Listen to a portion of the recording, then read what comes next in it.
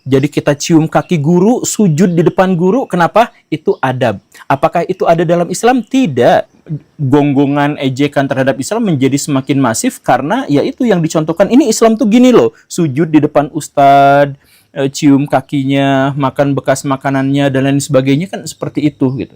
Bahkan ODGJ pun kalau misalkan dia anak ustadz, maka dia harus dimuliakan setinggi-tingginya. Ketika ada Habib yang makannya tuh aneh gitu, oh itu sedang berzikir, jadi orang awam nggak akan bisa lihat. Jadi harus berpikir bahwa dia itu adalah orang suci gitu. Ada santri yang dicabuli oleh gurunya, padahal sesama laki-laki. Si gurunya itu ngomongnya apa? Ini namanya zikir zakar. Jadi untuk mencapai rahmat Tuhan, keberkahan, maka dilecehkan secara seksual dengan judul namanya zikir zakar gitu. Masuk ke mobil carry, kemudian keliling kota bawa kotak amal. Coba yang pakai itu, yang pakai speaker sholawatan, kemudian pakai mobil carry, kemudian ada orang-orang yang ini, nggak ada dari kalangan gereja, itu nggak ada. Itu hanya dari kalangan pesantren. Memalukan.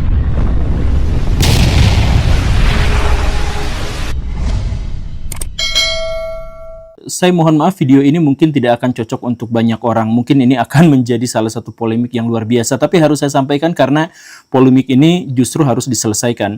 Saya mengajukan pertanyaan kepada Baraya, seberapa burukkah pesantren di mata Baraya? Atau seberapa baikkah? Kalau kita misalkan melihat data-data yang ada, maka pesantren itu sebenarnya menampilkan sisi yang cukup buruk, di mana misalkan terkait dengan aktivitas seksual menyimpang, terkait dengan kekerasan, dan terkait dengan pencabulan itu ada di posisi yang atas gitu. Lebih banyak daripada lembaga-lembaga pendidikan yang lain. Coba kita bandingkan misalkan sebagaimana data yang diajukan oleh JPPI yang menyebutkan bahwa 64% kasus bullying, kekerasan, itu terjadi di sekolah konvensional, kemudian 20% di pesantren, dan 15% di madrasah. Baraya akan menemukan bahwa, di pesantren cuma 20% bandingkan dengan sekolah formal yang sampai 64% gitu kan, berarti pesantren hanya sepertiganya. Begitu sebenarnya cara membaca datanya tidak seperti itu, Baraya. Kalau misalkan kita melihat data secara keseluruhan, jumlah total siswa di Indonesia itu mencapai 53 juta orang. Sedangkan yang di pesantren itu hanya 4,9 juta orang. Artinya jumlah siswa di sekolah konvensional itu sekitar 11 kali lipat lebih banyak daripada di pesantren. Jadi ketika jumlah santri di pesantren itu hanya 1/11, tetapi angka bullying mereka itu sampai 1/3 dari jumlah total, maka berarti kalau Baraya punya anak kemudian dipesantrenin, maka kemungkinan dia untuk menjadi korban kekerasan itu 3 kali lipat daripada di sekolah konvensional, sekolah formal. Itu kan masalahnya. Kemudian kita beranjak, itu yang barusan itu soal bullying, soal kekerasan. Bagaimana dengan kekerasan seksual? Itu sama saja, saya ambil dari Komnas Perempuan.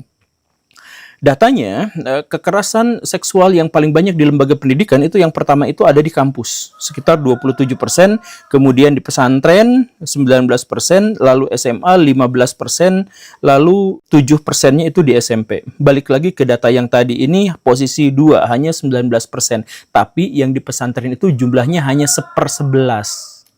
Jadi balik lagi, kalau misalkan dikaitkan dengan total keseluruhan, maka kemungkinan putra-putri Baraya yang dimasukkan ke dalam pesantren untuk menjadi korban dari pencabulan itu sekitar 2 kali lipat daripada kalau di kampus kuliah. Begitu. Atau misalkan yang lain lagi terkait dengan penyimpangan seksual. Saya mohon maaf ya, ini dolar kuning kayaknya video saya itu, penyimpangan seksual. Kita tidak memiliki datanya terkait dengan lesbianisme dan homoseksual di pesantren. Tapi kalau misalkan Baraya cukup fobik terhadap istilah-istilah yang seperti itu, maka kita harus menyebut bahwa tidak ada datanya itu justru menjadi sesuatu yang lebih mengerikan karena data itu disembunyikan. Jadi di pesantren itu karena banyak laki-laki dan perempuan yang dipisah dalam waktu yang lama dan seterusnya, tapi mereka dikamarkan di tempat yang sama dengan sesama jenis, maka kecenderungan di antara mereka untuk melakukan penyimpangan-penyimpangan itu menjadi lebih terbuka, menjadi lebih besar daripada ketika Baraya menyekolahkan anak Baraya di sekolah biasa yang tidak berasrama. Nah, ini juga menjadi masalah utama Baraya, jadi silahkan pikirkan sama-sama gitu. Tapi pertanyaannya adalah, kenapa juga lembaga pesantren yang adalah representasi atau wajah dari Islam atau ide-ide terkait dengan Islam dalam hal pendidikan kok justru malah menampilkan wajah yang sangat buruk. Kenapa bisa seperti itu? Di episode ini kita akan jelaskan masalahnya dimulai dari hal yang paling mendasar. Jangan salah paham untuk menganggap saya mengeneralisir masalah pesantren ini, karena tentu saja saya sebenarnya juga mengendorse satu atau dua pesantren sebelumnya.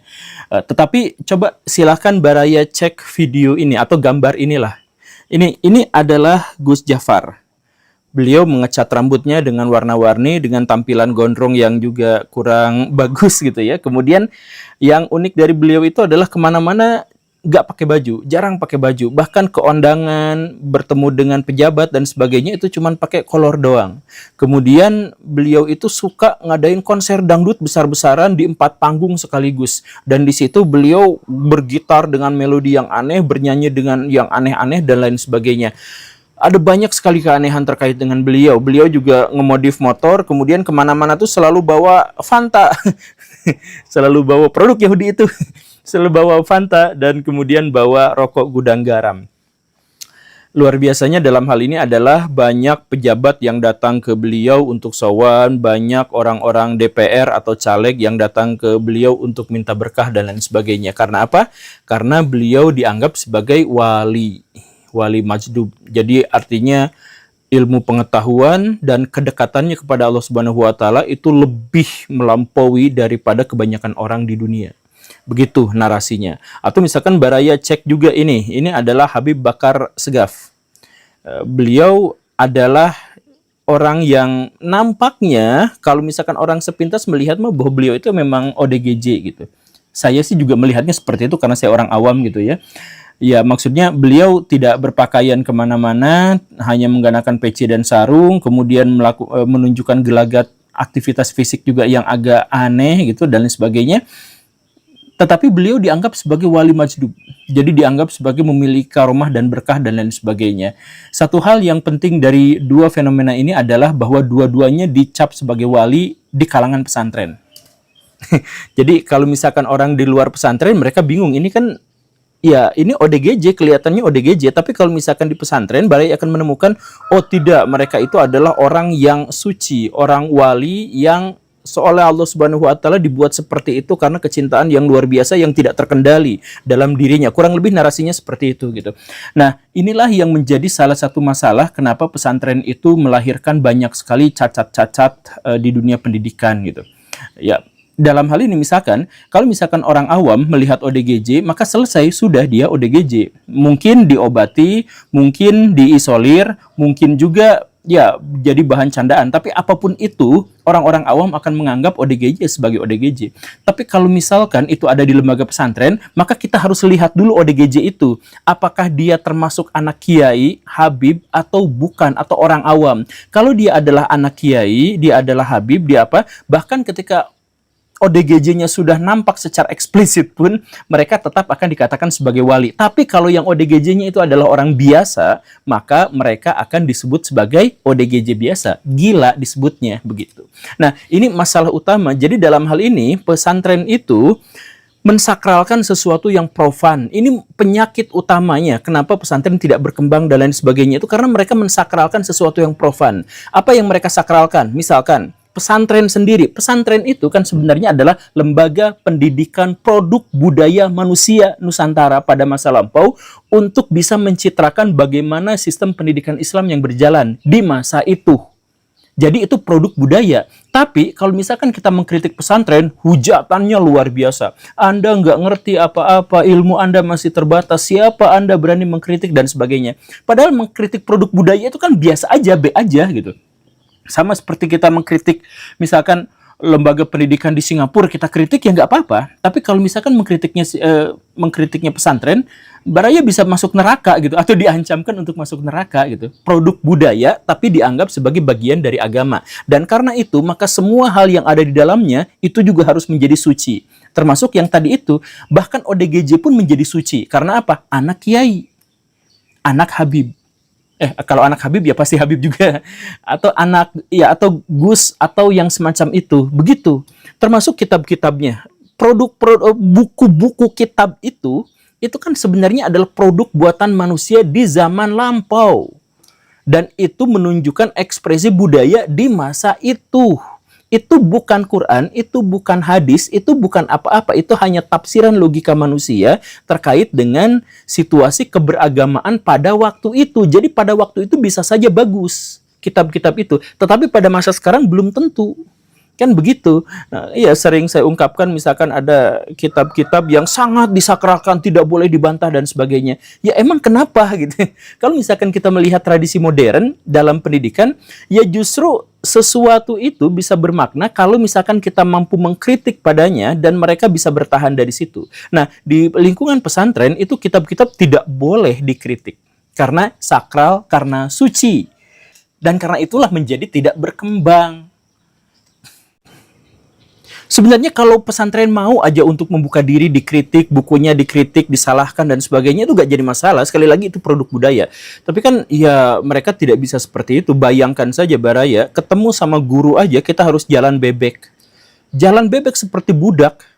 Jalan bebek seperti budak, tidak boleh membelakangi dan sebagainya. Jadi semua adab, semua moral, semua etika yang dimaksud di lingkungan pesantren itu bukan soal kebaikan, tapi soal kebaikan kita pada guru. Jadi kita cium kaki guru, sujud di depan guru, kenapa? Itu adab. Apakah itu ada dalam Islam? Tidak. Itu adalah produk budaya masyarakat pada waktu itu di Nusantara yang masih feodal. Tapi kita cenderung untuk mengabaikan itu. Kita langsung aja menjudge bahwa itu adalah bagian dari tradisi Islam yang sakral gitu. Jadi bayangkan sekarang Baraya, yang bukan Islam diperlakukan secara sakral sesuai dengan ciri-ciri keislaman. Akhirnya apa? Akhirnya mereka dinaikkan dan Islam dijatuhkan. Jadi gonggongan ejekan terhadap Islam menjadi semakin masif karena ya itu yang dicontohkan. Ini Islam tuh gini loh, sujud di depan ustadz, cium kakinya, makan bekas makanannya dan lain sebagainya, kan seperti itu gitu. Bahkan ODGJ pun kalau misalkan dia anak ustadz, maka dia harus dimuliakan setinggi-tingginya. Kata-katanya yang paling tidak jelas pun akan dicarikan maknanya. Oh ini gini, misalkan gini ya, ODGJ yang tadi gitu ya, yang wali tadi itu. Dia ngomong bahwa wah Indonesia mah ada di Amerika gitu ya. Itu kan salah. Tapi orang-orang itu akan berusaha sekuat tenaga mengkhianati logikanya untuk ini maksudnya, ini tafsirnya sesungguhnya adalah begini gitu. Ketika ada Habib yang makannya tuh aneh gitu, oh itu sedang berzikir. Jadi orang awam nggak akan bisa lihat. Jadi bagaimanapun kita udah bisa menerka bahwa itu adalah sesuatu yang salah, tapi kemudian disingkirkan. Pokoknya tidak boleh berpikir dengan cara seperti itu, harus berpikir bahwa dia itu adalah orang suci gitu. Jadi pisau okam itu tidak akan berlaku sama sekali di sini gitu. Nah, termasuk juga dalam hal ini kalau ada guru ngajinya atau kiainya, misalkan saya mohon maaf, melakukan pencabulan kepada muridnya, itu semuanya pakai label agama. Dan karena disakralkan, maka santri-santrinya itu tidak memiliki keberanian dan kewenangan untuk melawan. Coba misalkan kemarin, ada santri yang dicabuli oleh gurunya, padahal sesama laki-laki. Si gurunya itu ngomongnya apa? Ini namanya zikir zakar. Jadi untuk mencapai rahmat Tuhan, keberkahan, maka dilecehkan secara seksual dengan judul namanya zikir zakar gitu. Dan kalau Baraya bisa cek semua misalkan kasus pencabulan ustadz terhadap santrinya, itu dilabeli mulai dari itu. Karena apa? Karena guru tuh sakral. Ketika mereka minta hal-hal yang berbau seksual, mereka juga disucikan dan dibenarkan dan diiyahkan. Itu kan, coba kalau misalkan tidak ada masalah yang pensakralan terhadap manusia, pensakralan terhadap hal-hal yang profan, itu sebenarnya udah selesai masalahnya tuh. Nah, ini dilapisi bahkan menjadi lebih besar lagi dengan logika mistik. Logika mistik itu adalah menggantungkan argumentasi kita pada sesuatu yang tidak bisa dibuktikan, pada sesuatu yang gaib. Jadi misalkan kemarin ya, kenapa terjadi kebakaran di Amerika Serikat, di LA? Oh, penyebabnya adalah Donald Trump ngomong ngejelek-jelekin Palestina. Jadi Donald Trump ngomong, dampaknya adalah kebakaran LA. Ini kan sebenarnya nggak nyambung, nggak ada kausalitasnya di sini tuh, nggak ada hubungannya di sini. Bahkan kalau misalkan kita ambil yang lebih nggak nyambung aja, tetap jadi misalkan gini lah. Kalau misalkan Donald Trump memang menjadi penyebab dari kebakaran, kenapa yang kebakarannya itu bukan Israel? Kenapa kebakarannya itu bukan Washington DC? Kenapa kebakarannya bukan Texas misalkan? Yang di situ adalah pemuja Zionis semua. Kenapa LA yang kebakaran. Padahal LA itu di sana banyak sekali muslimnya dan banyak sekali orang yang pro terhadap Palestina. Kan begitu kan mikirnya itu di situ. Tapi kan mereka gak mikir karena logika mistika. Jadi segala sesuatu. Kenapa kamu misalkan belum dapat jodoh terus? Ya karena jodoh saya yang dekat pun diambil sama orang lain lewat guna-guna. Kenapa dagangan kamu itu nggak laris? Ya karena rezeki mah kan sudah ada yang atur. Saya juga sebenarnya ada rezeki yang atur, tapi dia pakai penglaris, saya diguna-guna dan lain sebagainya. Logika mistika itu sebenarnya Baraya sangat-sangat berbahaya. Nah, seperti yang dikatakan Tan Malaka, kalau dia ada di dalam satu bangsa, bangsa itu nggak akan maju selamanya. Kalau logika mistikanya kuat. Kenapa seperti itu? Karena mereka menghilangkan kausalitas logika paling dasar dalam menyelesaikan masalah. Jadi misalkan gini nih ya, kalau saya dagang bakso gitu ya. Kemudian di sebelah saya ada yang jualan bakso juga. Yang dia laku keras, yang saya tidak laku. Kalau misalkan menggunakan logika formal, saya akan berpikir, kok dia laku, saya nggak laku? Maka kemungkinannya adalah mungkin bakso saya kurang enak, mungkin pelayanan saya kurang manis, mungkin tempat saya kurang strategis, dia ininya lebih gede gitu ya, apanya itu teh, si bannernya, sedangkan saya lebih kecil, kan dia akan berpikir hal-hal yang seperti itu. Itu logika formal, sebab akibatnya jelas. Kalau misalkan saya nggak laku, mungkin potensinya adalah pelayanan saya tidak baik. Nyambung kan? Tapi kalau misalkan diajarkan di pesantren logika mistik, kenapa kamu dagangannya nggak laku?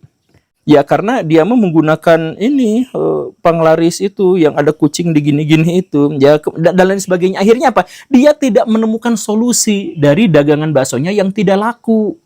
Selamanya aja menjadi seperti itu. Dan itu kan yang diajarkan di pesantren. Coba Baraya misalkan ke pesantren. Sekali lagi gak semua ya, saya nggak mengeneralisir. Saya nge-endorse pesantren di beberapa tempat gitu. Tapi balik lagi, misalkan Baraya datang ke pesantren, apa yang dilakukan? Baraya ngeluh ke sana, Pak, saya tuh banyak utang. Apa yang mereka lakukan? Yang mereka lakukan adalah wirid ini sekian dalam sehari sekian, sorenya sekian, maka utangnya pasti akan lunas. Pak, saya tuh dikejar-kejar debt collector. Bacakan doa ini. Kalau misalkan ketemu sama debt collector, bacakan ini kepada dia. Dia pasti kayak gitu kan. Pak, saya itu sekarang nggak punya pacar terus. Kenapa ya? Saya tuh pengen punya pasangan untuk digrepe-grepe. Tapi kok saya tidak punya. Oh, kayak gitu. Ini doanya. Nah, jadi wiridnya itu adalah seperti ini. Kemudian melakukan ritual yang begini dan begitu. Itu yang diajarkan di banyak pesantren di Indonesia. Nah, itulah yang akhirnya menyebabkan orang yang miskin selamanya miskin, orang yang berhutang selamanya berhutang.